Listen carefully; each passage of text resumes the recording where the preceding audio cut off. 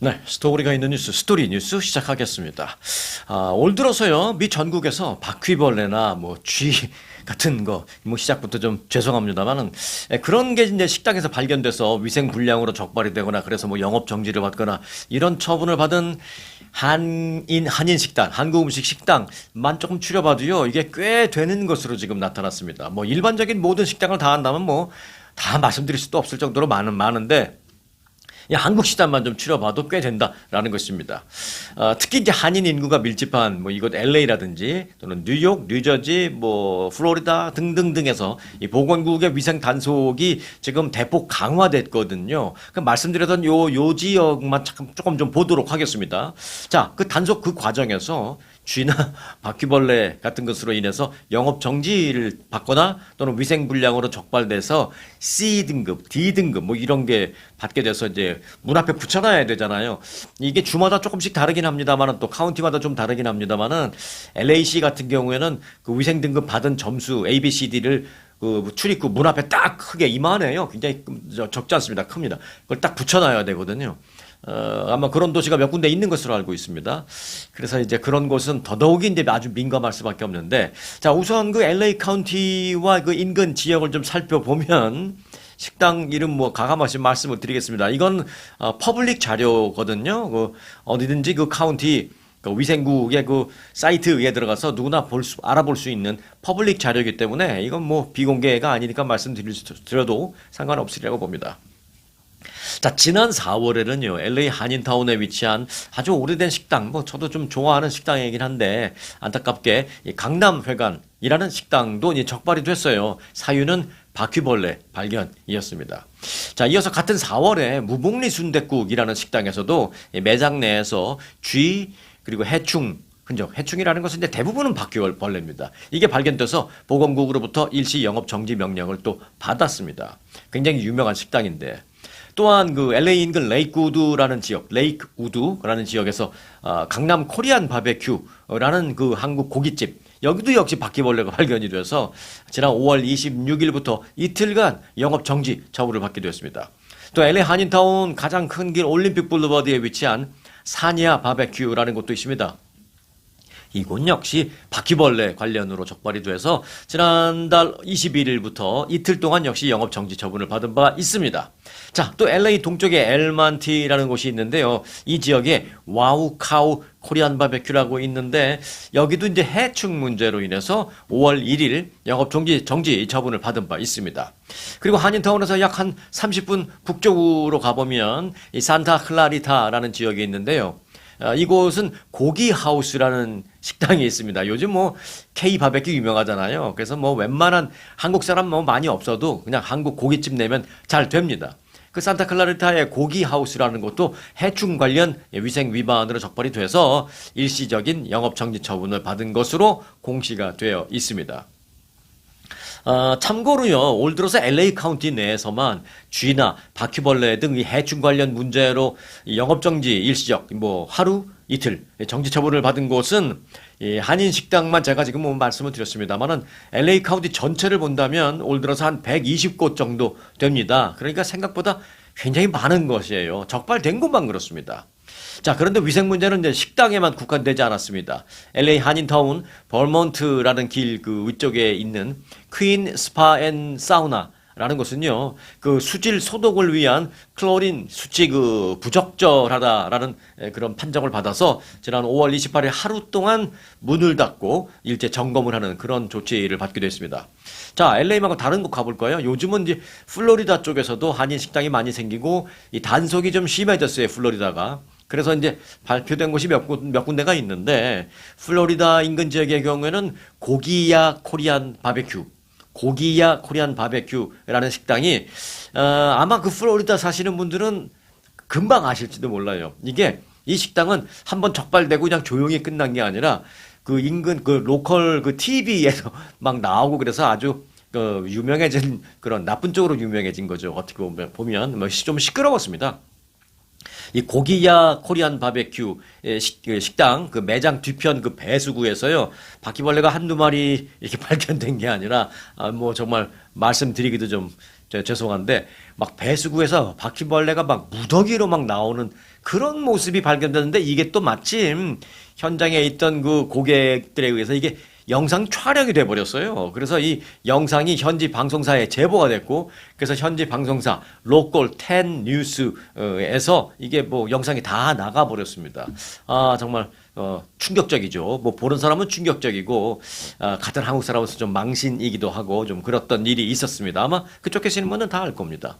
자, 그리고 이제 뉴욕의 경우에는요, 전체 한식당 가운데 약 13개의 한식당이 위생 점검에서 기준 미달로 최하위 등급 C 등급을 받았습니다.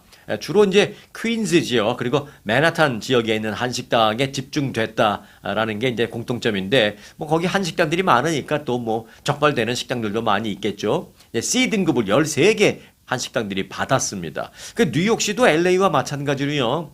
그 위생 등급 뭐 A, B, C, D로 나눠지는데 이제 A를 받으면 그 식당 사장님들이 사람들이 문 드나드는 문 정면 한가운데 가장 눈에 띄는 곳에 딱 붙여놓습니다. A를 받으면. B는 뭐 대충 붙여놓는데 이제 C를 받으면 이게 이제 법적으로 사람들이 드나드는 곳에 보일 수 있게 붙여야 된다. 요게 이제 법입니다. 그래서 이제 그렇다고 뭐 손잡이 옆에 이렇게 되어 있진 않으니까 법이. 문에 붙여놓더라도 좀 이렇게 높게 좀 붙여놓는다든지 그냥 눈에 너무 확 띄지 않는 곳에 이제 붙이는 게 아무래도 이제 사람 마음이죠. 이제 C 등급도 붙이긴 붙여야 돼요. 그래서 이제 뉴욕시에 13개 한식당이 지난달 한 달 동안 내내 이 C 등급이 그 그레이드 마크를 붙여놓고 있었던 그런 적이 있었는데, 이렇게 생각하시면 되겠습니다. 들어가는데 입구에 C 등급이라고 이제 딱 붙여져 있다면, 이 집에서는 그 주방에서 바퀴벌레 나왔구나. 이렇게 생각하시면 됩니다. 대부분의 경우가 이제 바퀴벌레 문제가 이제 심각하거든요. 일단 그렇게 보시면 되겠습니다.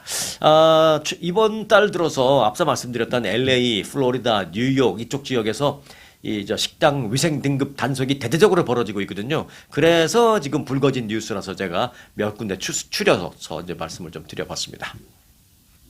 자, 가짜 탑승권으로 비행기를 탑승하는 게 가능할까요? 아니면 탑승권 없이도 비행기를 탑승하는 게 가능할까요? 네. 뭐 여러분이나 저나 생각하면 그걸 어떻게 해? 난 못해. 하지만 이게 실제로 이런 사람들이 있더라고요. 텍사스주의 한 공항에서 위조된 탑승권을 이용해서 여객기에까지 몰래 올라타는데 성공한 한 남성이 뒤늦게 적발되었습니다. 이에 따라서 항공 보안 체계에 대한 우려가 지금 커지고 있는데요. 그 사람이 단지 그 비행기를 무단으로 탑승하려고만 생각했지. 그래서 그렇게만 했지. 만에 하나 무슨 뭐 엄청난 공격 계획이나 이런 걸 갖고 만약에 그런 짓을 벌였다면 정말 이건 충격이 아닐 수가 없습니다. CNN에 따르면 올해 25살의 압둘라흐만 오리요마라는 사람이 지난 18일 텍사스주 휴스턴의 그 조지 부시 인터컨티넨탈 공항에서 유유히 보안 검색대로 향했습니다. 당시 그는 교통안전청 그 요원과 잠시 대화를 나눈 뒤에 다른 부스로도 자리를 이동합니다. 그러더니 또 이후 보안 검색을 통과했습니다. 그리고 난 다음에 터미널 내부로 진입을 했습니다. 근데 그가 들고 있었던 이 탑승권은 가짜, 위조된 탑승권이었습니다. 그런 이후에 LA행 유나이티드 항공 탑승구 앞에서 탑승을 하려고 이제 몇 차례 시도를 했습니다만은 이게 스캔이 잘 되지 않자 탑승을 하지 못했습니다. 그런데 이제 본인도 이게 왜 안 되지 이제 이러고 있고, 항공사 직원도 이게 가짜 위조된 탑승권이라고는 상상도 못하고 이게 뭐 컴퓨터 시스템이 잘 작동이 안 되나 말을 안 듣나 뭐 이렇게 몇 번 해보다가 손님 잠깐 저쪽으로 좀 옮겨주시죠. 일단 이분들 먼저 보내고 이제 이런 일이잖아요. 그렇게 하는 도중에 직원과 좀 말을 좀 막 섞습니다. 그러면서 조금 이제 티격태격, 이게 왜 안 되냐고 막 하죠. 그러니까 직원은 당연히 돼야 되는데 안 되는 줄 알고 조금 당황해하는 그런 모습도 보였습니다. 그러면서 잠깐 시간이 지났는데 이 직원이 다른 일 때문에 전화 받고 뭐 그런 일이 있었습니다. 그 사이에 이 가짜 탑승권 든 사람은 그냥 슬그머니 들어가 버렸습니다. 그래서 실제로 그 슬그머니 들어가서 비행기 안에 들어가서 자리에 앉을 때까지 성공했다라는 거 아니겠습니까? 그 비행기 탑승에 자리에 앉았습니다. 자, 기내에 들어간 오리요미는 빈 좌석에 앉으려고 하다가 혹시 또 이제 걸릴지 모른다라는 생각에 화장실로 슬그머니 들어갔습니다. 그 화장실 오가는 그런 게 영상에 다 찍혀 있습니다. 이 와중에 드디어 이제 그 비행기 문은 다쳤고요. 자, 승객 여러분 어쩌다 하면 이제 이동합니다 하면서 비행기는 드디어 이동하기 시작했습니다. 비행기에 이동을 시작한 후에도 이 사람이 화장실에서 나오지 않으니까 근데 승무원이 이상하다고 생각한 거죠. 잘 아시죠? 비행기 이제 이동하고 완전히 이륙해서 꼭대기 올라갈 때까지는 화장실 이용 안 되잖아요. 다 벨트 매고 있어야죠. 그러니까 이제 승무원이 화장실에 들어간 건 봤으니까 나오시라고 이제 빨리 지금 이제 움직이기 시작했으니까 곧 이륙할 거니까 빨리 나오시라고 해도 안 나오는 거예요, 이 사람이. 왜? 나오면 걸릴까 봐. 지은 죄가 있으니 안 나오는 거예요. 그 이제 승무원들이 이상하다 생각해서 혹시 승객 이름이 뭐가 됩니까? 그러니까 자기 이름은 알 테고 어차피 자기 이름 대봐야 명단에 없으니까 갑자기 자기 이름은 로페즈라고 말을 합니다. 로페즈? 승무원들이 아무리 찾아봐도 로페즈라는 이름도 없거든요. 결국은 이 사람이 뭐 승객 명단에 없다라는 걸 승무원들이 알게 됐습니다. 그래서 이를 즉각 기장에게 보고했습니다. 그러다 기장은 활주로로 이동하던 비행기를 즉시 멈추고 다시 기술을 돌려서 게이트로 갔습니다. 그래서 결국은 신고했고 비행기 기내 안으로 진입한 경찰에 의해서 이 사람은 강제 체포가 됐습니다. 결국 그는 중요 인프라 시설 운영 방해 혐의 등등으로 이제 기소가 돼서 현재 텍사스주 해리스 카운티 교도소에 수감돼 있습니다. 자, 근데 이것이 단순한 해프닝으로 저는 보지 않고 있는 거죠. 왜? 이 사람이 그냥 비행기만 공짜로 타고 갔으면 좋겠다라는 정말 어찌 보면 단순한 순진한 그 생각만 갖고 있었으니까 별일 없이 비행기가 그냥 유탄한 걸로 끝났지. 이 사람이 정말 불쏘라는 그 생각을 갖고 있었다면 큰일 날 뻔한 거 아니에요? 큰일 날 뻔. 이렇게 허술한 공항 보안이 결국은 이제 알려지면서 불선 세력들이 이를 활용하려고 할 수도 있다라는 생각을 저는 하게 된 겁니다. 그러면 정말 상상하기 힘든 그런 사건이 발생할 수도 있다라는 점에서 이런 일은 절대 단순한 해프닝으로 끝나서는 안 된다라는 게 이제 제 생각입니다. 그래서 요거를 뉴스를 만들 때 그 생각을 갖고 제가 만든 거죠. 그런데요, 이런 일이 그러면 처음이냐? 그렇지도 않습니다. 지난 2월에, 그러니까 불과 몇 달 전이죠. 한 여성이 탑승권 없이 뉴저지주 뉴워크 공항에서 이탈리아 밀라노로 향하는 그 여객기에 탑승권 없이 탑승했다가 적발된 적이 있습니다. 적발됐으니까 다행이다, 잘 됐어 라고 생각할 수 있겠지만 탑승권 없이 여하튼 적발되기 전까지 탑승을 했다라는데 탑승권 없이 비행기 안에 들어가서 탑승 자리에 앉는 데까지 성공했다라는 게 이게 엄청나게 큰 일이라고 저는 생각하는 겁니다. 그게 지난 2월에도 있었습니다. 또 이 여성은 2년 전에도요, 뉴욕에서 출발하는 프랑스행 항공기에 역시 무단으로 탑승한 전력이 있는 것으로 알려졌습니다. 그래서 이게 크게 알려지지 않았을 뿐이지 이런 일이 정말 솔찬히 있다라는 것입니다. 적잖이 있다라는 것입니다. 그래서 이게 단순한 해프닝으로 생각해서 절대로 안 되고 철저한 대응책이 있어야 된다라는 생각에 이 말씀을 좀 여러분과 공유하고 싶었습니다. 자, 미국인 4명 가운데 1명만이 우리 미국이 전 세계에서 최고입니다 라고 생각을 하는 것으로 나타났습니다. 자, 여러분들의 생각은 어떻습니까? 우리 미국이 Great America가 전 세계에서 최고다라고 생각을 하신다면 4명 중에 1명에 속합니다. 그런데 이 4명 중에 1명이라는 그의 뉴스라기보다는 4명 중에 1명밖에 안 된다라는 것이 제가 볼 땐 뉴스입니다. 자, 시카고대 여론조사센터가 조사한 결과에 따르면 응답자의 25%만이 미국이 지금 현재 어느 나라보다도 뛰어나다, 최고다라는 생각을 갖고 있는 것으로 밝혀졌습니다. 2017년에는 똑같은 질문에 대해서 33%가 그런 답변을 했는데 9년 만에 여기 25%로 뚝 떨어진 겁니다. 그러면 미국보다 더 나은 나라들이 있는가라는 그런 질문에 2024년에 2년 전에는 26%가 미국보다 더 나은 나라가 있다라고 대답을 했는데 올해 응답 조사에서는 30%가 그러니까 2년 만에 4%포인트가 늘어난 거죠. 30%가 미국보다 더 나은 나라가 있다라고 답변을 했다라는 것입니다. 이게 이제 점점 늘어나는 거죠. 미국의 그 위상에 대한 이 같은 좀 늘어나는 부정적인 그런 인식은 젊은 층에서 사실은 조금 더 컸습니다. 굳이 이제 세대별로 본다면 30세 미만의 응답자 가운데 미국보다 더 나은 나라가 있느냐라는 질문에 대해서 44%가 그렇다라고 했죠. 평균은 25%인데 30세 미만의 경우만 따로 보면 무려 44%가 그렇다라고 답변한 겁니다. 요게 이제 시니어들은 조금 틀려요. 60세 이상만 또 따로 놓고 봤을 때는 미국보다 더 나은 나라가 있느냐라고 답변한 사람이 22%에 불과했습니다. 평균보다 좀 낮죠. 네. 자, 열심히 일하면 성공할 수 있다라는 소위 아메리칸 드림에 대해서도 여전히 유효하다라는 응답자는 34%에 불과했습니다. 예전에는 아메리칸 드림이 있다라고 답하는 것이 지금보다는 많죠. 또 이런 답변도 있었습니다. 예전에는 아메리칸 드림이 있었지만 지금은 이제 더 이상 아메리칸 드림은 없다라고 응답한 사람은 51%였습니다. 절반을 넘겼어요, 결국은. 30세 미만에서 아메리칸 드림이 지금도 유효하다라는 응답은 22%밖에 되지 않았습니다. 60세 이상에서는 아메리칸 드림이 유효하다라고 답하는 사람은 46%. 여러분들이 여기에 속하지 않을까 생각이 되는데 46%가 아메리칸 드림을 지금도 유효하다라고 인정을 했습니다. 이제 세대별로 차이가 많이 나고 또 하나의 특징은 이제 세월이 흐를수록 이런 위상이 좀 떨어지고 이제 이거 공통점입니다. 여러분들의 생각과 어느 정도 비슷한지 아니면 완전히 다른지 좀 궁금하기도 한데 댓글로 좀 남겨주시기 바라겠습니다. 아메리칸 드림 여전히 유효하지. 미국 어쩌고냐 이러니 저러니 해도 미국에서 전 세계에서 여전히 최고의 국가지 이런 생각을 갖고 계신지 아니면 옛날엔 그런 것 같은데 내가 처음에 미국 왔을 땐 그런 것 같은데 지금은 앞만 봐도 아닌 것 같아 뭐 이런 생각 갖고 계신 건지 댓글로 한번 여러분의 생각을 주시면 같이 공유하도록 하겠습니다. 자, 혹시 당분간 버번 위스키를 완전히 헐값에 넘길 테니까 구매하시기 바랍니다. 구매하실래요? 뭐 이런 뭐 텍스트 메시지가 됐던 뭐 이메일이 됐던 전화가 됐던 그런 걸 받으시면 당장 끊거나 당장 신고하시기 바라겠습니다.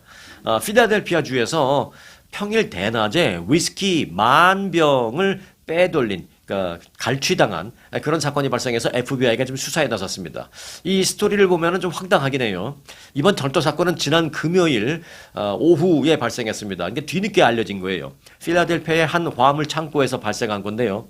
사건 당시 그 대형 트레일러를 몰고 온 운전자가 그 창고를 지키는 그 가드한테 신분증을 제시합니다. 그러자 이 가드는 신분증을 쫙 카피를 해놓고 다시 돌려준 다음에 문을 열어줍니다. 게이트를 열어줍니다.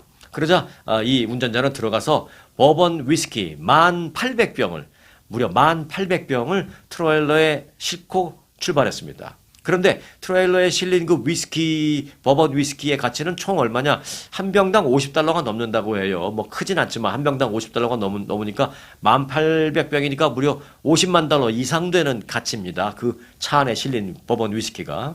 이 10,000병이 넘는 버번 위스키를 실은 트레일러는 창고를 빠져나간 다음에 그런데 행방불명됐습니다. 지금까지 못 찾아요. 어디 갔는지 이 위스키 회사에서 또는 창고 관리 회사에서 이 트럭을 못 찾는 거예요. 완전히 행방불명됐어요. 어디로 갔는지.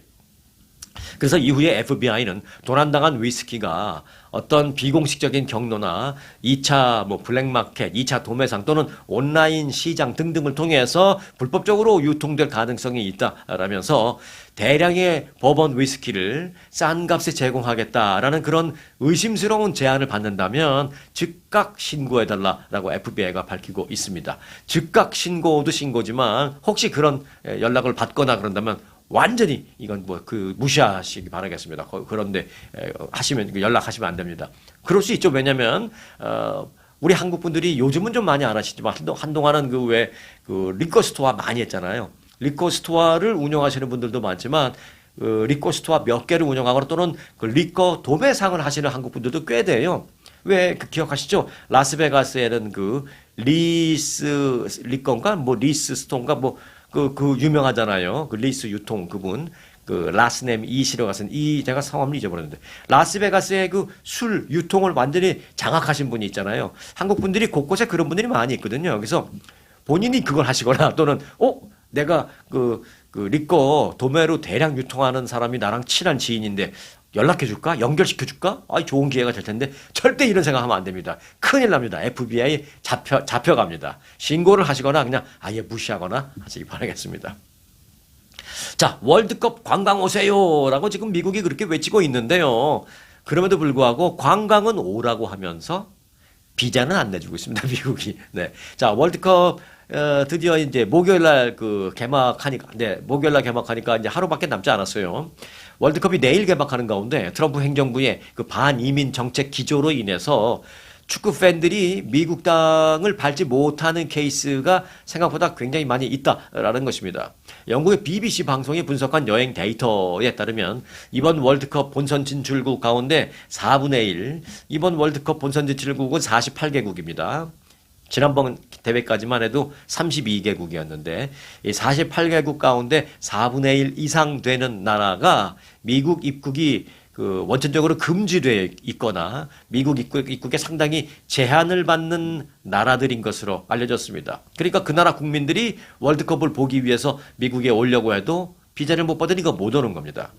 예를 들어서 뭐 아이티, 이란, 세네갈, 코트디부아르 같은 나라들은 자국팀이 이제 본선에 진출했어요. 그래서 미국에서 경기도 합니다. 그런데 미국에서 열리는 자국팀의 경기를 관람하러 그 나라의 국민들은 미국에 올 수는 없다라는 것입니다. 미국이 이들 나라 국민들에게 월드컵 관광에 필요한 비자 발급을 허용하고 있지 않기 때문입니다. 또 이제 허용은 하지만 현실적으로 못 오는 나라들도 있어요. 대표적인 게 이제 이라크인데요. 이라크는 비자 발급은 그 논리적으로 법적으로 규정상 허용되는 나라입니다. 그런데 실질적으로 미국 방문이 원천 차단되어 있습니다. 왜냐? 지금 이란 전쟁 때문인데요. 이란 전쟁 발발 후에 미국이 그 안보 우려로 인해서 이라크에 주재하고 있는 미국 영사관의 업무를 전면 중단시키고 영사관 직원들 다 지금 철수시켜 버렸거든요. 그러니까 이라크에 있는 국민들이 미국을 비자를 받아서 가기 위해서 이제 비자 신청할 수 있는 그 영사관 업무가 클로즈 다운 돼 버렸으니까 비자를 못 받는 거예요. 뭐 기존에 갖고 있는 사람이야 올 수 있겠지만. 그래서 이라크 국민들도 미국 비자 발급은 허용되는 나라이긴 하지만 실질적으로 영사관 업무가 지금 폐쇄되어 있기 때문에 미국 비자를 받아서 월드컵 보러 오는 게 뭐 사실상 물리적으로는 불가능한 그런 상태다. 뭐 이런 얘기를 드릴 수 있겠습니다. 미국 비자 발급이 가능한 그런 나라의 팬들도 사실은 불만은 상당히 큽니다. 지금. 유럽 등 일부 선진국 국민들은 미국과 맺은 그 비자 면제 프로그램이 있어서 비자 없이 이제 올 수도 있죠. 뭐 유럽, 이태리, 뭐 이런 프랑스 이런 나라들. 그런데 이제 그런 경우에 전자여행 허가서를 발급받아 갖고 오잖아요. 이스타 같은 거. 이스타 신청 수수료가 $40. 그거만 딱 내고 뭐 인터뷰 이런 거 없이 그 유럽에서는 유럽 국민들, 뭐 한국도 마찬가지고요. 그 $40 딱 내고 이스타 받아 갖고 그냥 오면 되거든요. 그런데 이스타 신청이 불가능한 국가도 있습니다. 이런 국가의 국민들은 못 오게 하는 건 아니지만 비자를 신청하게 합니다. 전자여행 허가서가 아니라 비자를 신청하게 합니다. 그러면은 그 나라 국민들은 비자 신청하는 서류 준비해야 돼. 그 수수료가 $40이 아니고 이거는 $185입니다. 더 많은 돈을 내야 돼. 심지어는 대면 인터뷰까지 해야 됩니다. 그러니 얼마나 힘들어요. 그래서 이제 왜 우리는 차별하는 거야. 영국, 프랑스 이런 데 특히 한국, 응? 한국 이런 데는 막 이스타로 쉽게 올 수 있고 그들은 $40만 내면 되고 걔네들은 우리보다 훨씬 더 잘 사는데 $40만 내면 이스타 받아갖고 미국 가고 우리는 걔네들보다 훨씬 못 사는데 $185 내야 되고 서류 준비해야 되고 인터뷰해야 되고 차별하는 거야 이런 식으로 좀 불만이 셉니다. 이 복잡한 신청 절차를 밟아서 비자를 신청한다고 해도요. 모두 다 미국 땅을 또 밟을 수 있는 건 또 당연히 아닙니다. 비자 신청을 한 후에 알 수 없는 이유로 비자 발급이 거절되는 그런 경우도 허다하고요. 심지어는 비자 발급 됐어요. 그래서 미국행 비행기 탔어요. 그래서 미국 공항에 내렸어요. 그런데 내렸는데 공항에서 들어오려고 하다가 공항에서 입국 신고를 하다가 공항에서 현장에서 비자를 취소당하는 그런 일도 비일비재합니다. 요즘에. 요르단의 축구 팬 협회 회장이요. 비자 발급을 위해서 미국 대사관에 40개가 넘는 그 서류 준비해 오라는 걸 다 준비해서 요르단 축구협회가 아니고 요르단 축구 팬 클럽 협회. 팬 협회 회장이에요, 이 사람이. 그래서 이제 미국 와야 될 거 아니에요. 응원을 하려니까 자기가 그 축구 팬 협회 회장이니까. 그래서 비자 받으려고 요르단에 있는 미국 영사관에 가서 40개 넘는 서류 다 제출하고 했는데 결국 비자 발급 거부됐어요. 비자를 못 받은 겁니다. 그래서 요르단의 경우에는 축구 팬 협회 회장, 그러니까 어찌 보면 막 응원단장 같은 경우죠. 응원단장격 역할을 해야 하는 팬클럽 협회 회장이 비자 발급 못 받아서 미국을 응원하러 오지 못하는 그런 일도 있습니다. 그래서 지금 월드컵이 사실 미국의 월드컵 그 관광 오세요라고 이제 겉으로는 그렇게 뭐 홍보를 하고 있습니다만은 사실상 비자는 잘 내주지 않는 그런 상황이 지금 이어지고 있습니다. 여하튼 월드컵은 내일 개막합니다. 자, 미국 역사상 최고령 대통령의 기록을 차례로 경신한 분들이죠. 먼저 바이든 전 대통령이 먼저 그 갱신을 했고, 그 다음에 이제 트럼프 대통령이 또 이제 이걸 바꾸고 했는데, 바이든 전 대통령과 트럼프 현 대통령의 이 80세 생일 기념 방식은 극명하게 대비된다라고 워싱턴 포스트가 이제 보도를 해서 조금 이제 우리가 요건 그냥 한번 웃고 넘길 정도로 기사를 좀 전해드릴까 합니다. 자, 바이든 전 대통령은 3년 전에 80세 생일을 그때 대통령 할 때 이제 맞았죠. 그때 3년 전에 80세 생일을 맞았을 때 가족들과 함께 조촐하게 보냈습니다. 반면에 트럼프 대통령은 내일 모레 14일 날 생일을 맞게 되는데 권력을 과시하는 그런 생일 파티 행사로 활용하려 하고 있다. 너무나 극명하게 대비된다. 이렇게 워싱턴 포스트가 보도했습니다. 뭐 조촐하게 하는 게 좋고 화려하게 하는 게 나쁘다라는 차원은 아니라 두 사람의 스타일이 너무나 극명하게 여기서도 나타난다. 이제 이런 얘기죠. 트럼프 대통령의 경우에는 뭐 잘 아시는 대로 오는 14일 80세 생일에 맞춰서 백악관의 그 사우스론 그 남쪽 잔디밭에 그 대형 그 경기장을 만들어 지금 거의 다 만들었어요. 종합 격투기를 개최할 예정이잖아요. UFC 대회. 이번 UFC 경기는 건국 250주년 기념 행사의 일환으로 열린다라고 했지만 건국 250주년 독립기념일 그때와는 지금 몇 달 전 어찌 보면 좀 몇 달이나 남아있기 때문에 좀 너무 생뚱맞게 좀 상관없어 보이는 6월 달에 하는데 6월 14일과 독립기념관은 사실은 어찌 보면 아무 관계가 없죠. 근데 6월 14일 날 트럼프 생일이죠. 그래서 그 생일날 UFC 대회를 백악관에서 한다라는데요. 그래서 이제 대통령의 생일 이벤트를 국가적인 행사로 만들려고 한다. 뭐 이런 이제 시각도 있는 게 사실입니다. 뭐 개의치 않습니다. 트럼프 대통령은. 그런데 이제 미국의 국가 행사가 트럼프 대통령 개인을 위한 행사로 변질됐다는 비판은 뭐 이번이 처음이 아니죠. 지난해 생일 때도 사실은 그런 얘기가 있었어요. 지난해 트럼프 대통령의 79세 그 생일 때는요. 육군 창설 250주년을 기념한다라고 하면서 아예 군사 퍼레이드를 해버렸습니다. 그래서 그때 야 이게 트럼프냐 김정은이냐 김정일이냐 막 이런 얘기도 있었고 그랬었잖아요. 작년에는 군사 퍼레이드 했는데 뭐 올해 80세 생일은 UFC 경기하는 건 뭐 그거에 비하면 뭐 더 조촐한 거죠. 조촐한 거죠. 네. 자, 그런데 이에 비해서 바이든 전 대통령은 생일을 정치 행사가 아닌 가족 행사로 취급했다라는 어떤 그런 명확한 차이점이 있습니다. 2022년 그때 바이든 전 대통령이 대통령 때 80세 생일을 맞았었는데요. 그때는 백악관에서 그냥 가족들을 초청해서 가족들과 함께 저녁 만찬도 아니고 브런치를 하면서 조용히 브런치 생일 파티를 하고 넘어간 그런 적이 있었습니다. 미국 역사상 최고령 대통령으로 취임을 한 바이든 대통령, 최고령 대통령으로 취임을 했다라는 기록을 갖고 있죠. 그런데 이제 트럼프 대통령은 뭐냐? 현직을 지낼 때 최고령, 이제 80세 지나면, 그리고 이제 아직도 임기가 남아있으니까 현직일 때 최고령이라는 또 그런 기록을 갖게 됩니다. 이 두 사람이 공통점도 많고 막 그렇습니다만 또 다른 점도 많죠. 특히 이제 생일을 어떻게 보냈느냐와 관련해서는 정말 극명하게 본인들의 성향을 보여주고 있다라는 게 워싱턴 포스트의 보도 내용입니다.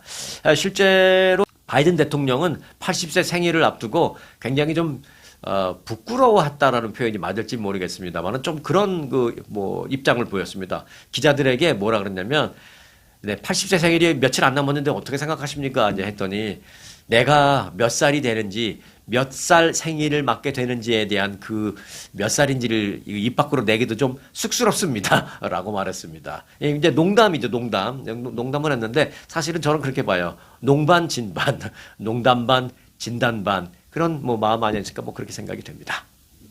자, 이어지는 스토리를 전해드리겠는데요. 요게 이제 연관이 됩니다. 대통령 생일에 백악관에서 하려는 격투기 경기를 중단시켜 주세요라는 소송이 지금 있습니다. 트럼프 대통령의 80번째 생일은 오는 14일 백악관에서 열릴 예정인 그 격투기 대회 가 소송에 직면해 있습니다. 뭐 아직 며칠 안 남긴 했습니다만은 정치 활동과 수잔 더글라스와 베테랑 참전 용사인 폴 로마노 등 이 두 명은 이틀 전에 워싱턴 DC 연방지방법원에 백악관에서 그 UFC 대회 경기를 중단시켜달라는 소송을 제기했습니다. 아직 결론은 안 남았는데요. 원고들은 이 소장에서 트럼프 대통령이 UFC의 데이나 화이트 CEO와 그 UFC 협회 그리고 데이나 화이트 CEO의 회사에 대해서 그 누구도 지금까지 누려본 적 없는 특권을 주고 있다라고 이제 첫 번째 이유를 그렇게 됐고요. 그리고 이제 두 번째 이유는 사적 영리 목적의 스포츠 행사를 개최하기 위해서 백악관에 UFC 관계자들을 제한 없이 출입할 수 있는 권한을 줬다. 이거는 권력 남용이다라는 이유도 됐고요. 또 그에 수반되는 모든 홍보 행위 및 UFC 관련 그 브랜드 노출 기회 등등이 그 백악관이 그렇게 해서는 안 되는 차별적인 특권을 주는 역시 권력 남용이다. 이렇게 이유를 대면서 소송을 제기했습니다. 원고들은 이번 행사로 인한 부적절한 금전적인 이득 부분도 이제 집중적으로 소장에 썼습니다. 이 행사의 프리미엄 티켓은 100만 달러에 달하는 것으로 언론 보도에 나오고 있다. 그러면서 이제 언론 보도 기사를 어태치해서 같이 보냈고요. 그러니까 맨 앞자리에 트럼프 대통령과 같이 근처에 앉아서 이렇게 사진도 찍고 뭐 담소도 나눌 수 있고 뭐 끝나고 같이 행사도 할 수 있고 이런 티켓은 100만 달러씩에 팔았다는 겁니다. 백악관에 가서 그 UFC 격투기 경기를 보는데 100만 달러짜리 티켓을 사는 겁니다. 그게 다 누가 가져가요? 네, 요거는 이제 데이나 화이트가 가져가죠. 또한 트럼프 대통령과 가까운 미디어 기업 파라마운트가 이 격투기 경기를 그 온라인으로 스트리밍해서 전 세계로 중계를 하는데 그 스트리밍을 하면서 받게 될 챙기게 될 그 수수료 또 트럼프 대통령이 지난 3월 UFC의 모 회사의 주식을 대거 사들였는데 그로 인해 이번 경기로 인해서 발생하게 될 이 회사의 브랜드 이미지 올라가고 또 그 회사의 주가가 올라가고 또 그 회사의 주가를 왕창 산 트럼프 대통령이 개인적인 이득을 취할 수 있고 이런 점 등이 모두 권력남용과 불법 위법이다라고 소장에 썼습니다. 이 원고들은 이와 함께 이번 경기가 미국 250주년 독립기념일보다 3주나 앞서서 열린다. 한 달 가까이 3주나 가까이 앞서서 열린다라는 점도 짚었습니다. 7월 4일과 6월 14일은 아무 상관도 없는데 뜬금없이 6월 14일 트럼프 생일에 맞춰서 이걸 하는 것은 말이 안 된다. 뭐 이런 얘기죠. 그러면서 이들은 소장에서 이 행사는 미국 독립 250주년 기념의 일환이다라고 트럼프 대통령은 그렇게 홍보하지만 독립기념일보다 3주 하나 앞서서 대통령 생일에 맞춰 치러진다라는 점 한 가지 그리고 결정적으로 정부에 의해서 기획되는 행사가 아닌가 공식적인 어피셜 국가 행사가 아니에요. 사실은 이게 그 백악관이 기획해서 이제 공화당 의원들과 함께하는 것이지 공식적인 국가적인 어피셜 스테이트 행사는 아닙니다. 그래서 결정적으로 정부에 의해서 기획되는 행사가 아닌 점 등등이 사적인 영리 목적임을 분명하게 해주고 있다라고 소장에서 밝혔습니다. 자, 그런데 그럼 판결은 어떻게 나올지 이제 아직 뭐 모르겠습니다만은 그럼 이 케이스를 맡은 판사는 누구냐? 요게 관전 포인트입니다. 이 케이스를 맡게 된 그 판사는요. 오바마 전 대통령 시절에 임명된 판사예요. 아미트 메흐타 판사는 중동 지역 계열 출신의 그냥 판사입니다. 아미트 메흐파라는 판사에게 이 사건이 배당됐습니다.